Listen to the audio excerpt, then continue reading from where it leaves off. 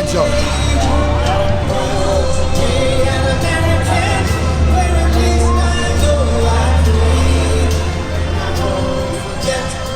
What's your concern about the media's interpretation of what's happening here today?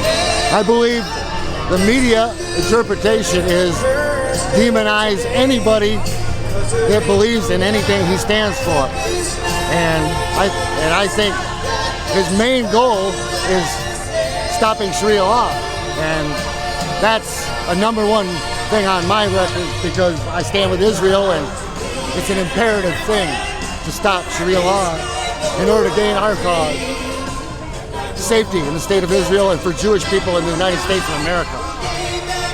As a Christian, that's my duty, as it should be of all Christians, to stand up for the right, what's right.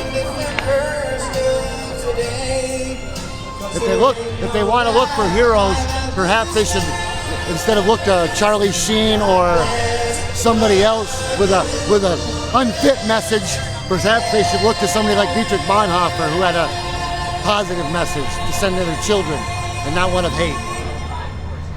Is this protest here today against Terry Jones, is the opposition to Terry Jones purely about him burning the Quran? I don't believe so at all. I believe so. It's the hate. It's the general hatred for people like him who expose the left and their way of life and their cause. You know, they don't like being exposed, and that's why they hate Glenn Beck and try so hard to discredit him, because he exposes them for what they are, and he does it in a very nice way and in a kind way. But you know, in order for a global caliphate to occur, Sharia law must be instated. And that's their goal. Do you think the leftists understand that that's the Islamist? Well, I think the left thinks that when the time comes, they'll just kind of slide on in, just like the globalists do, George Soros. You know, Soros is funding all these left-wing causes. Tides Foundation, Center for American Progress. That was Hillary Clinton's baby and George Soros. You know? And why do we listen to people, you know, that are funded by something like a billionaire globalist who has only done, all he's ever done is bring down the economy of England, the British sterling, and, you know, threaten to take ours down because we stand in the way of his, what he calls, you know, what he calls a new world order. That's what he wants. So you have the far left radicals, they want their cause, Code Pink, etc. And you have the communists, etc. And then you have radical Islam.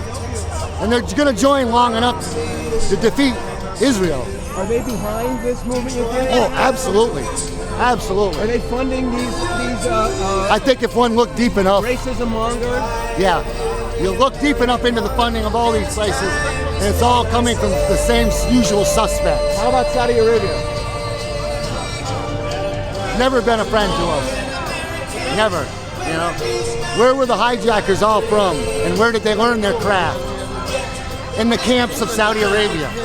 I mean, make no mistake, you know, they are not our friends. All they do is sell us oil, period. And if we were self-sufficient on that level, we'd be just fine, but our president just doesn't seem to want that.